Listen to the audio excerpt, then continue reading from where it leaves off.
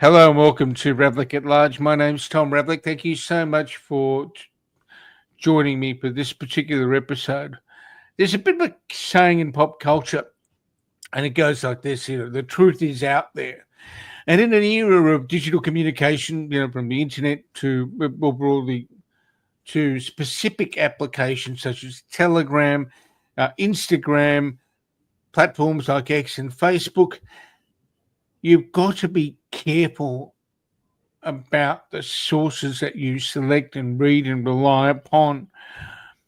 Australia was entering into a federal election. One of the things in recent years that's been noticed is an absence of knowledge about the electoral process and how vulnerable people are to bad faith actors online who will insist that there are things that happen with votes, for example, that will never happen, or who assert that there are things in the electoral process that are warped or are corrupted that simply are not.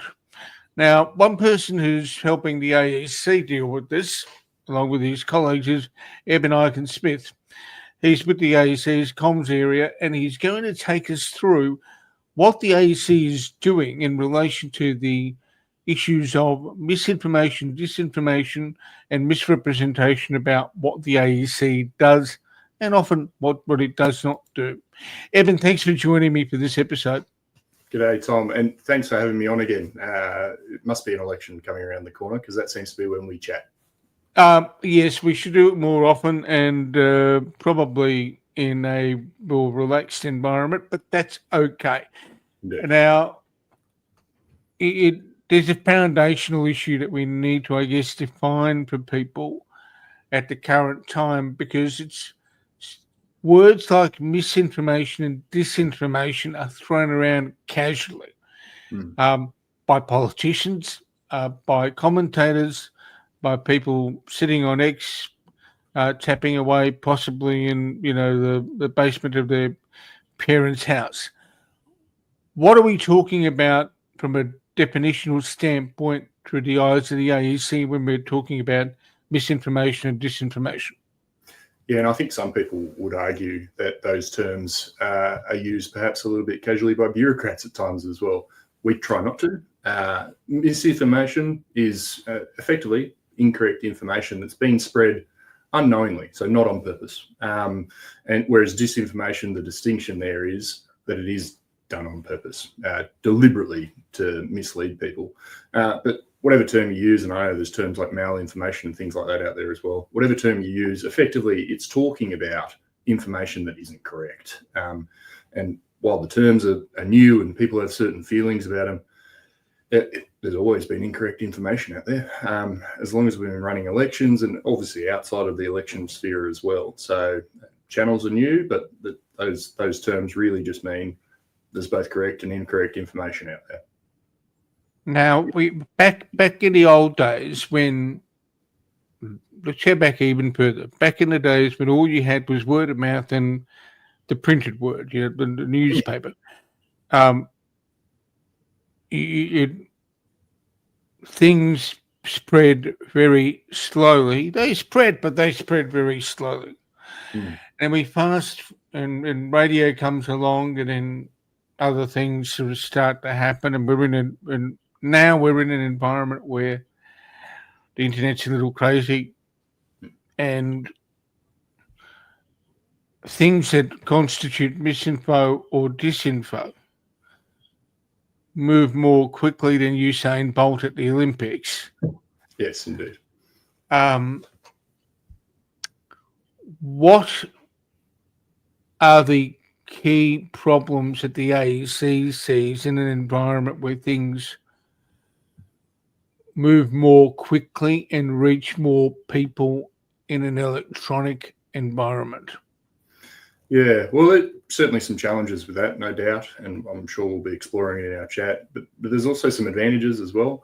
And even to counter incorrect information, there is some advantages as well, because yes, it moves faster than Usain Bolt at the Olympics, but so does the correction often. And I think society's getting quite good at that, or at least they're getting better. People are maturing with the modern communication channels. So lots of challenges, back in the day where it wasn't online and it was either printed products, coffee houses, whatever it was, the milk bar, the newspaper, the radio, whatever it was. Things spread slowly, but if there was something incorrect, I suppose the correction or the contextual piece that gives you a broader picture probably would move slowly as well. But no doubt, instant communication, significant challenges to that. And not just, I suppose, the instant nature of communication, but the tools at people's disposal as well. People can obviously put false images or audio or visuals out there. And sometimes that can be difficult to discern, especially if you're not someone who interacts online very often. So our primary concern with that is, yes, the overall ability for people to engage well around elections. But we're really specific in terms of where we get involved with the electoral process. That's our remit. We don't want mis and disinformation out there in campaigning land and what people are talking about policies, but we're not the arbiter of truth. But we do play a role in digital literacy education and things of that nature. But really, our communication is about the electoral process only. So you talk about major concerns in that space of instant communication. A major concern to us would be if somebody's suggesting something about the process that is fundamentally false and is convincing people, and our ability to make sure that we get the correct information to people. If we can explore just a couple of other general things before we go into the specifics of where you're at with certain problems. One of the interesting things in the electronic environment is the fact that there are sources that are, or platforms that are public and more general. Yeah. By that I mean, stuff like LinkedIn, X. Yeah, your public feed. Feedback, things that are generally accessible. And then you've got the other channels like Telegram and others that are encrypted private messaging to the extent you can call them private, given that some of them can have hundreds, even thousands of people on them, depending on what you're dealing with. Yeah. What is the Electoral Commission's priority in terms of the weight of effort? Is it the more public stuff, or is it this, or is it the sort of covert chit chat stuff in the dark corners? Yeah, well, people are allowed to and should be allowed to have private chats, right? And they don't want bureaucrats lurking necessarily in those chats. But as you're pointing out, can be sort of dangerous spaces sometimes if people are saying incorrect things and they are en masse. What we're concerned about that, if it's about the electoral process and if it's having a tangible effect on people in the system, things of that nature. But just in the same way, just a different sort of threat, but it's the same sort of concern as if it's happening in a public channel. If it's happening in a public channel, we potentially have a greater ability to input factual information around the process. Private channels are a bit more difficult, but we've seen some of our efforts and our educational material being shown to us and snipped and sent to us from private channels as well. So we like to think that some of the things that we do have an impact in all of those channels, but no doubt it's a more diverse, different landscape, even to what it was last year or the last federal election in 2022. And it keeps on changing, keeps on providing new challenges. The information environment is difficult and people have to be able to wade through it and determine what they think of things. So it makes the job a bit harder, the modern channels. What are the more significant issues that you're concerned about right now? Yeah, some of the things that we're seeing, it's pre-election space, and if you have any tips, Tom, about when the federal election is, please, by all means, give them. It would be great to have a date, but it's got to be held within the next couple of months, right? So, and people, there's some pre-election campaigning happening, and people are switching on to sort of election mode and getting more engaged and interested, and that means they're more engaged and interested in the politicians and the campaigning, but also some people, to an extent, the process, and starting to talk about the process again. And with that comes some good information and interest, and some bad. Some of the things that we're seeing is a little bit of talk about the preferential voting system and some misunderstandings about that. Yes. And it's understandable because it is complex, but it is disappointing as well, because Australia's had preferential voting for so long, and people argue about the benefits of preferential voting versus first past the post and what it all means, which is all very well and good. You can have your preference for first past the post if you want to, but you want it based on factual evidence and information about how it actually operates. And some people are misunderstanding that.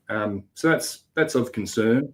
And when you talk about preferential voting, there's misunderstandings, people thinking that parties decide preferences, not voters, which is incorrect, that you could potentially have your vote land with the person you numbered last on your ballot paper, things of that nature that are incorrect, that it's important for us to clarify and put factual information out there.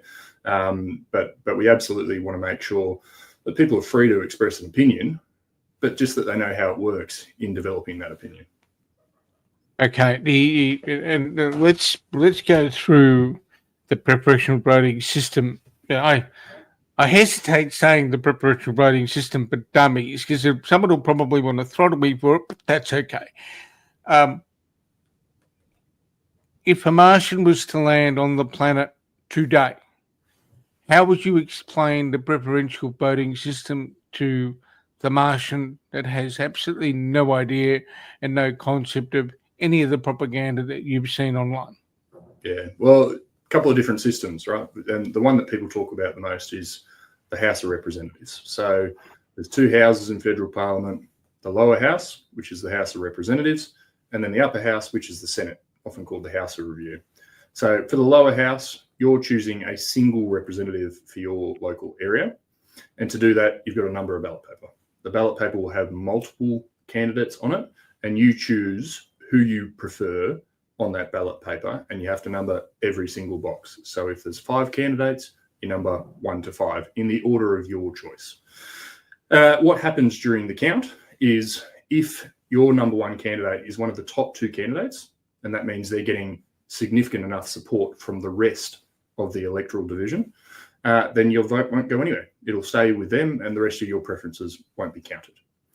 But if there is not enough support for your number 1 candidate for them to be one of the top 2 candidates in that seat, then your candidate will ultimately get excluded from the count, and your vote will flow to your second preference. And it transfers at its full weight. So you get to be able to vote with freedom for your first preference, the candidate you like most, knowing that ultimately, if not enough other people support them, your vote keeps on going. And it keeps on going that way until it ultimately lands with one of the top 2 candidates. Might be that your number 2 is one of those people, or perhaps it's a little bit lower down. So wherever it is, your vote will end up with a candidate that you have preferred over somebody else. Can't go to the last one because it's one of the top 2, but it can be the second last. And people often complain about that and say, well, if I've got a ballot paper with 10 candidates, I don't want it going to number 9. And the answer to that is, well, yeah, that's fine, but at least you get a choice between the 2. And it would never get down that low unless enough other people in that seat prefer those 2 candidates over everybody else that you've numbered before them. So no matter where it is, you're getting a say. Okay. That's probably going to be clear to the Martian that's just landed on Earth, right? Give me a pass mark, which I hope. Well, I mean, we assume it's been properly translated into Martian language, but that's all right. The Senate is a different beast altogether. It is indeed. What happens to the different beast with the red carpet and the red upholstery? So you are electing multiple candidates. So with the House of Representatives, it's a local geographic area, an electoral division that you're looking at with one person. Yeah. For the Senate, it's your state or territory, a whole state or territory. And if you're in a state, typically you're electing 6 senators at a federal election. If you're in a territory, you're electing 2. So it's a multi-member thing that you've got to elect. So that means the count works a little bit differently. And you have choices of how you vote. So one way is to vote for parties or groups, and that's above the line. The ballot paper is separated by a line. And you can vote above the line for parties or groups, or you can vote below the line for individual candidates. If you go above the line, you've got a number at least 1 to 6, below the line, at least 1 to 12. What's happening with the count is that there's a certain number of senators, candidates, who get elected by their group or themselves individually reaching a quota of votes. So if you've got 6 vacancies, you effectively divide the total number of voters by the 6 vacancies, and that's the quota you've got to meet to get elected. So sometimes that happens on first preferences, sometimes it doesn't. So there might be a number of senators elected because they get to that quota based on the first preferences. And then if they get sufficient enough votes that they have been elected and there's a little bit of overflow, you can transfer the remaining overflow at a reduced rate to the next candidate. And that happens, potentially you get some more candidates elected, but ultimately, if the surplus votes from elected candidates doesn't fill your 6 vacancies, you then start going from the bottom. Who got the least votes? We'll scratch them out and transfer those votes. And that process continues until you ultimately get the full number of candidates elected for the Senate. So it's a bit more complicated, the Senate, but the same premise effectively applies in that if your vote's gone towards electing people, fantastic, but it also goes further. So it's allowing you to have more choice than, say, in a first past the post system, where if the person that you preferred and you got one vote and decided to vote for a particular person, if other people didn't support them, your vote goes nowhere else. So preferential voting system means that you continue to get a say about who you prefer. Now, not so long ago, there was a particular X account that decided to try and, I'm trying to be charitable here. This is a family show. Are you talking about the marbles? Not quite. There was a character on X who had tried to equate the popularity of senators based on their below-the-line vote. Ah, I see. Yeah. So what you had is, and then the people who monitor these accounts will know who they are, but there was a contrast posed between the number of votes gained by, for example, Senator Jane Hume in Victoria versus Senator Ralph Babet. And there was no regard given to the actual above-the-line vote for the party ticket overall. Is that the kind of misleading material that the AEC is interested in hearing about as we go into the election that might sort of misrepresent the way the count is done? To an extent. So we've got to be, we wouldn't brand such a thing potentially as, incorrect information, but rather than they just need a little bit more contextual information, perhaps. Out of context rather than... Yeah, because if somebody wants to hold the view that the number of below-the-line votes for an elected senator represents their individual popularity. Now, there's a lot of people that have an opinion on that. A lot of people would say, no, that's not correct. The AEC, as the organisation who runs it, would probably just provide information about how the Senate system works to allow people to form their own view on that. Now, many people would argue that many of the voters, and we can provide statistics, I don't have them off the top of my head, obviously voted by the line. I apologise. I remember it used to be in the old Senate system, the proportion of above-the-line votes versus below-the-line votes was significantly one way. It was in the high 90s somewhere that the vast majority of people voted above the line. Since that system changed in 2016, the proportion of people who vote below the line has increased a bit, but it's still overwhelmingly most people vote for parties or groups. And they do that in the knowledge that the candidates that sit below that party or group is where their first, second, third preferences go. So if you're voting for a party, you could easily argue that you are effectively voting for the first person on that party's ticket because you know who they are. You can see it right below that column, and that's an indication of support for that party and those particular people. So I think that's where people would suggest that going effectively rating somebody's popularity with the electorate based on below-the-line votes only is not correct. But people are free to hold their views.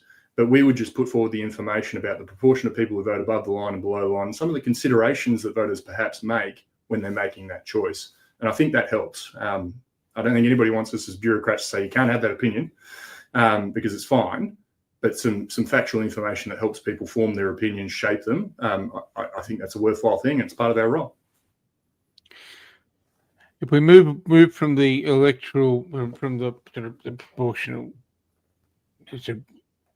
issues and preferential issues we've spoken about in terms of how things are done with the votes, what are the other crazy things you've come across that in the past that you're probably bracing yourself for in the lead up to the next thing? You're going to make me revisit them, relive them.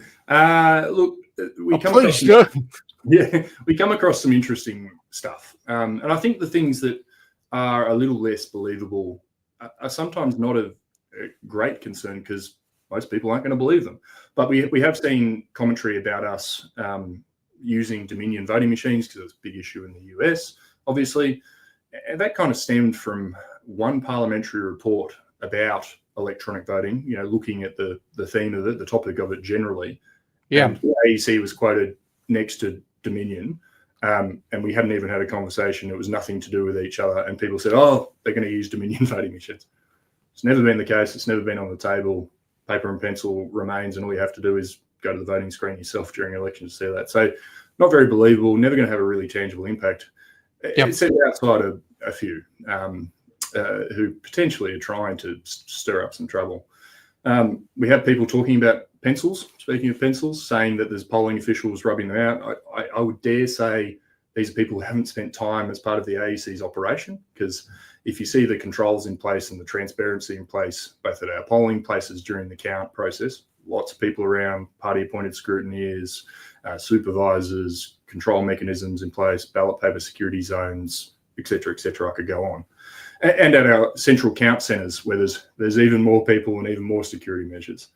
I just don't think people have seen that process in training if they think that pencils are being rubbed out. So some of them are just not very believable. And I'll throw real-time results publication mixed into there as another measure.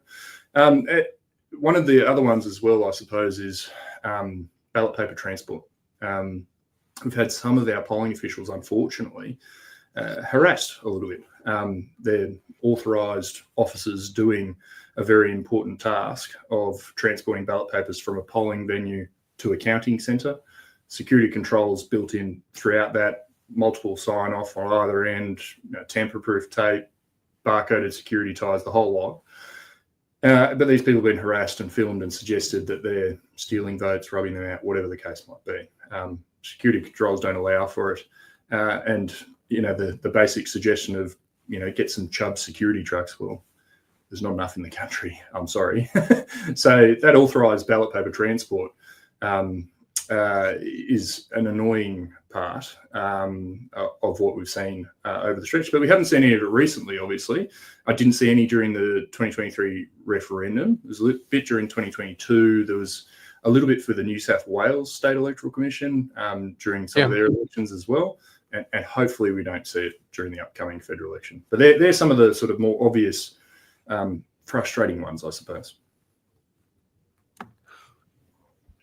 From time to time, there's also an issue related to, I guess it's more of an understanding issue rather than misinformation or disinformation. And there are times when people look at posters and of candidates and whatever else, and they wonder how big the authorisation line has to be and all that sort of stuff, what point size. Does that drive you nuts as well? Certainly a task for our legal services area, that's for sure. Look, the authorisation requirements are there for a good reason, and they are so that people know the source of whatever they're reading, be it a social media post or listening to, a video, or a call flute sign outside a polling place, whatever it is.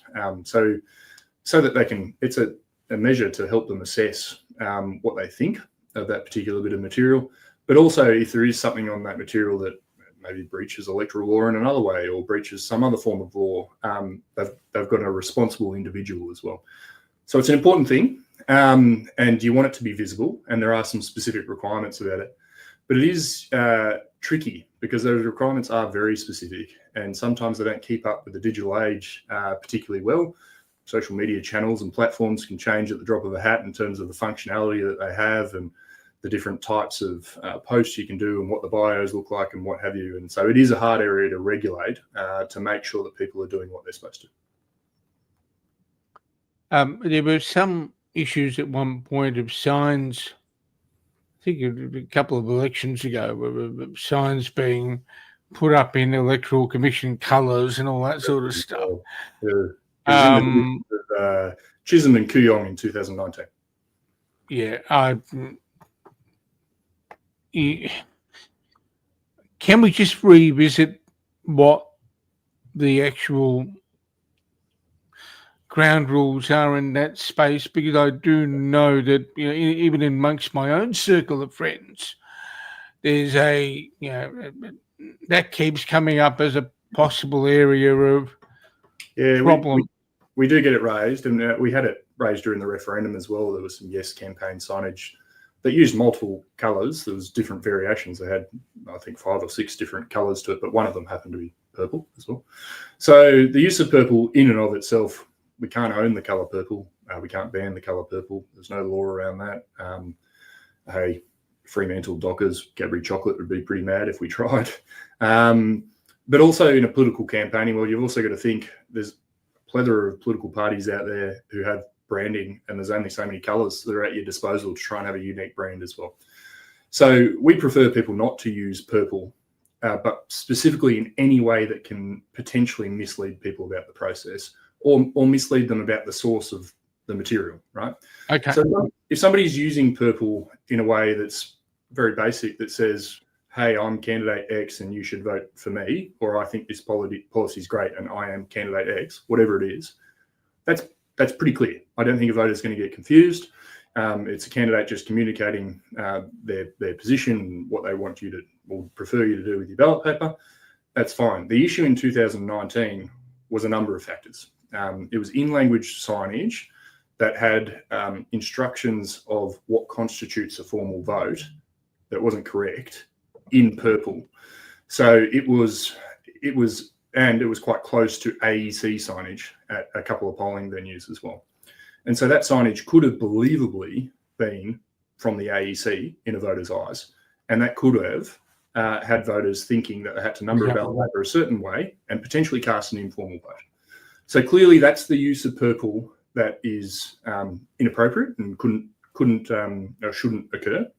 And there is a specific section in the Electoral Act, section 329, I hope I'm right with that, that talks about misleading and deceptive material about the act of casting a vote. It's very specific, it's very narrow in its interpretation by the courts previously, but that could potentially apply in that circumstance, and it did in that 2019 matter as well.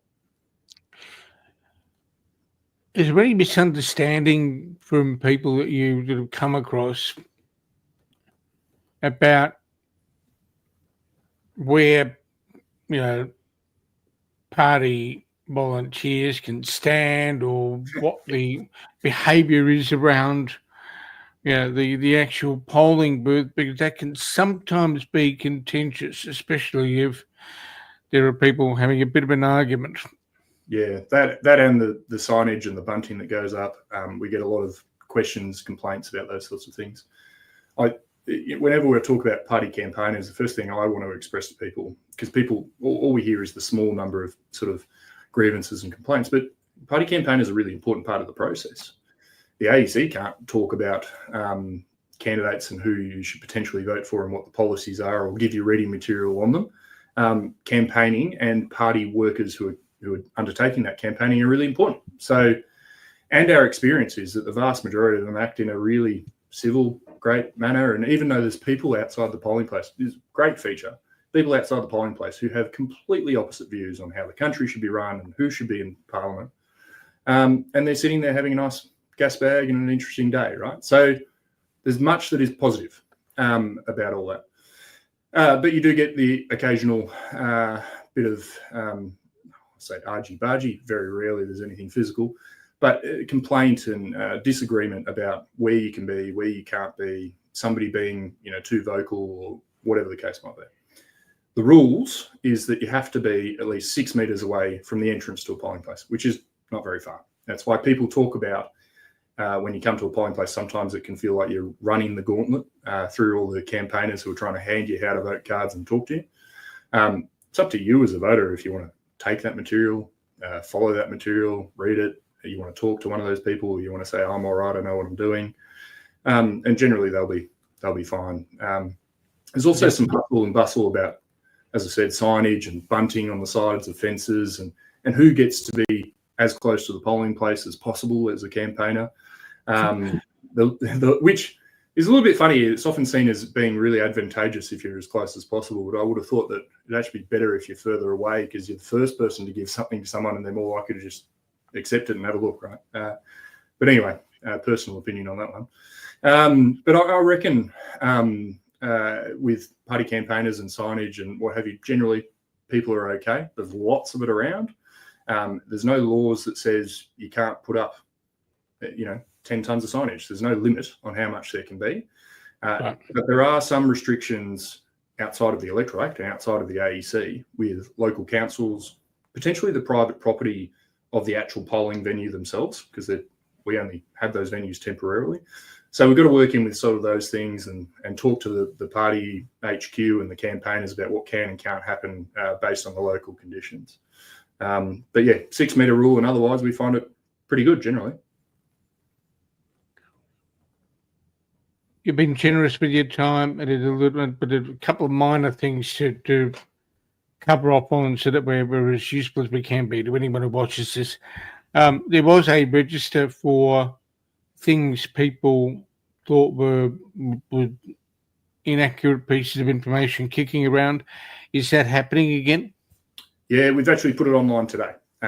So we called it the disinformation register, the electoral process disinformation register, to be sure we're not the truth cops out there. When it comes to electoral processes, we clearly know the facts about the process that we run. So, okay.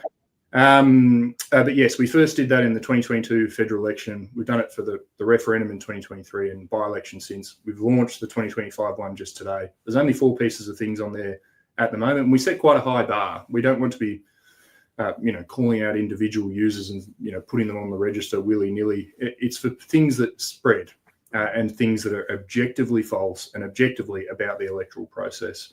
So an example of one of those things that's on there as of today is people, and we've had this quite a bit on our social media channels, people suggesting that we get the inside word on when the election date is. And it's a very basic one, but they're saying that we're in on the conspiracy, I suppose, that it's actually decided by the government last minute that we get advanced running, we know what we're doing, and they base this off, the fact that we've got to build a temporary workforce and we're making contact, the fact that we're procuring services and venues and things of that nature. I wouldn't like to see us do absolutely nothing until we have 5 weeks notice of a date. We got to do those things early to an extent and have a floating calendar. So that's one tangible example. Only 4 things on there, but in 2022 federal election, I think it ended up with 30, 35 items, something of that nature, all about the electoral process that we were seeing. So hopefully it remains small. What are the other things people can visit your website for? aec.gov.au, by the way, viewers. Yep. Should you get a better understanding? It's right behind you there. I didn't quite point at it. I thought I was doing a good job there. Yeah. Yeah, but I don't have the luxury of a web address when I point to something. It's some bloke looking over my shoulder. Yeah, but if we're, but that said, what are the types of information that you have on your website that people will find useful in understanding things? A lot is the short version of that. So it's not just our website, our YouTube channel. We've done a lot of short form video on specific topics. If you want to dive into the issue of voter ID and multiple voting, there's a 7-minute video you have to put up with my face talking at you, but there's a 7-minute video there that talks to that issue and what people generally say about it and what are the facts of how the process runs. There's ones about our mobile voting teams and how they go about their business. One's about our different voting options that we deliver and why it's that way. So there's plenty of topics that are covered, both in our video content on our YouTube channel, but also on our website. We have a practice voting tool on our website, which helps people understand the preferential voting system. The count can get really complex sometimes. So there's a new webpage around the count process, and it's called Complex Count Scenarios. I'm going to say it's really good because I had a hand in writing it. But I would advocate people, if they're really trying to understand the nitty gritty, or what is two-party preferred, what is two-candidate preferred, what is full preferential voting, all that sort of stuff. There's good information on there about those things. And then when it comes to election communication, we just launched a range of stuff today, not just the disinformation register, but some really practical tips about how you can consume information, questions you can ask yourself. But also, there's things like a communication channels catalogue. So the sorts of channels you see in an election with campaigning, bulk party text messages, party postal vote applications, things that are absent of enough branding. We talked about the issue of colour, misleading colours, potentially. We address all those sorts of things. So I think that's really helpful as well. Evan, we've covered a lot of ground in what has been 36, 37 minutes. Great expanse. We'll do a couple more, if not three more, before the election actually comes to pass. Thank you for spending the time going through what is a significant part of the process, and we'll no doubt see you or one of your colleagues again.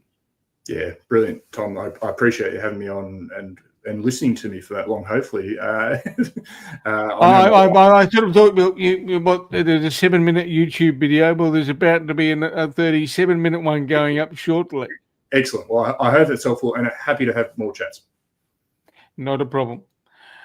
That's misinformation, disinformation, what you can do about it, and learn about more of the electoral process.